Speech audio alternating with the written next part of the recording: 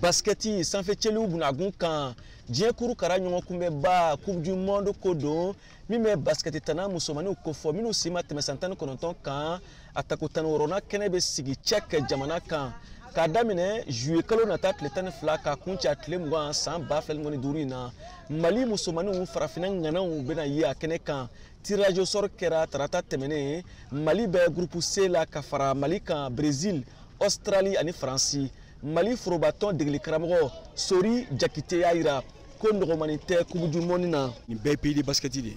Donc Australie, i b'a dɔn ani Australie 2021 na ani Australie de ɲɔgɔn kunbɛ demi-finale la o y'an bati. Mais Espagne 2023 la an y'u ci quart de finale la. France peut-être que bon depuis ne équipe ta fɔlɔ depuis 2021 ani France ma bɛn fɔlɔ. Au Brésil aussi je crois qu'ani Brésil ma bɛn mais ñu bɛɛ surtout Espagne et Brésil yɛrɛ ka match aussi kosɛbɛ mais i b'a dɔn an ka catégorie kɔdiw na génération tɛ kelen ye quoi. Parce que ni catégorie ni senior dɔ san i bɛ se ka i bɛ mɔgɔ dɔ lajɛ dans 2 ans i bɛ taa sɔrɔ mɔgɔ kelen de i b'u lajɛ ka ɲɛ mais an ka catégorie la chaque 2 ans a bɛ changer quoi. Mais je crois que Australie basketi ani Brésil ta ani France ta déjà idée dɔ bɛ n kunna la bon déjà an ye n ka recherche daminɛ pour que k'u ka fɛnw ye pour que k'an labɛn o kama ni Ala sɔnna. O kɔrɔ jɔrɔna tɛ ni b'a dɔn k'a fɔ i ni ka musow U18 wa kɛra farafina ŋanaw ye. Bon ni y'anw san damadɔ an bɛ kɛ farafina ŋana et puis Ala b'an dɛmɛ fana Coupe du Monde fana la an bɛ taa jɔ an jɔyɔrɔ la parce que n y'a f'i ye Hongrie du 21 na an tun bɛ an kɛra 4e ye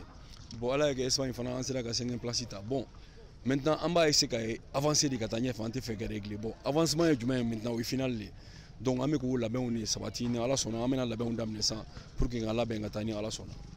Laɲini ye mun ye kɛrɛnkɛrɛnnen na. An delila ka demi-finale ta. Bon laɲini kɔni sa hali n'an ma coupe sɔrɔ kɔni an ka taa finale la vraiment o de ye laɲini yɛrɛ mais an ka président yɛrɛ kɔni ale tɛ foyi fɛ ale ko k'ale bɛ coupe yɛrɛ de fɛ. Fédération président maître Jean-Claude. Ouais yɔrɔ Jean-Claude ale tɛ kulonkɛ la chaque fois n'ale taara kɛnɛ kɔni ale b'a fɔ k'ale bɛ coupe de ta Coupe du Monde a bɛ k'a fɔ n ye ko coach n bɛ coupe de fɛ ne ko président Coupe du Monde ma nɔgɔ dɛ a ko non ko k'ale b'a dɔn a ma nɔgɔ mais ale bɛ coupe de fɛ donc o ye n ka joueur dɔ yɛrɛ fana ɲininka Coupe d'Afrique kɛnɛ kan i n'a fɔ min kɛra meilleur joueur ko yala an bɛ se ka Coupe du Monde ta ale fana ko k'a b'a ta n'u k'a ma n k'i da fan mugu la dɛ ko non k'an bɛ se k'a ɲigi bon an bɛ dugawu de kɛ sa Ala k'an dɛmɛ min an kɔni bɛna baara kɛ laɲini o de ye quoi ka taa finale la ni Ala sɔnna baara camanba de kan ka sigi sen kan yɛrɛ b'a fɔ Coupe du Monde ni Coupe d'Afrique tɛ kelen ye kosɛbɛ parce que Coupe d'Afrique ye continent kelen ye Coupe du Monde bɛ continent bɛɛ meilleurs faralen ɲɔgɔn kan donc labɛnba de kan ka sabati pour que an ka se ka taa an ka laɲini nɔfɛ ni Ala sɔnna. Parce que i ka mɔgɔw i ka basketana musow bɛɛ tɛ i bolo kɔrɔ yan dɔw bɛ kɔ kan dɔw bɛ Mali la. Ouais o de y'a yɔrɔ gɛlɛyani ye dɔɔni parce que actuellement minnu taara Coupe d'Afrique la yɛrɛ mɔgɔ 6 de tɛ yan mɔgɔ 6 bɛ yan donc mɔgɔ 6 minnu bɛ yan an bɛna baara daminɛ n'olu ye donc baara bɛna daminɛ dans 2 semaines ni Ala sɔnna donc an bɛ baara kɛ ni jama et puis minnu taara Coupe du Monde la olu bɛ yen mais mɔgɔ wɛrɛw fana bɛ minnu bɛ ka na donc an bɛ bɛɛ de lajɛ ka bɛɛ ka chance di ma a bɛ n'a fɔ chance kura de bɛna don bɛɛ ye sisan pour que ka taa Coupe du Monde la ni Ala sɔnna d'habitude an ka labɛnw bɛɛ bɛ kɛ Mali la yan bon i b'a dɔn ni compétition sugu ninnu n'aw sera ka match wɛrɛ sɔrɔ kɛnɛmalaw la ani mɔgɔ wɛrɛ ka aw kɔkɔ da ɲɔgɔn na min tɛ hali min tɛ continent mɔgɔ ye o fana bɛ wusaya ma mais n'an m'o fana sɔrɔ an b'o de ɲini mais n'an m'o sɔrɔ an b'an contenter ni min b'an bolo yan ka baara kɛ ni Ala sɔnna pour que ka se k'an ka laɲini sɔrɔ.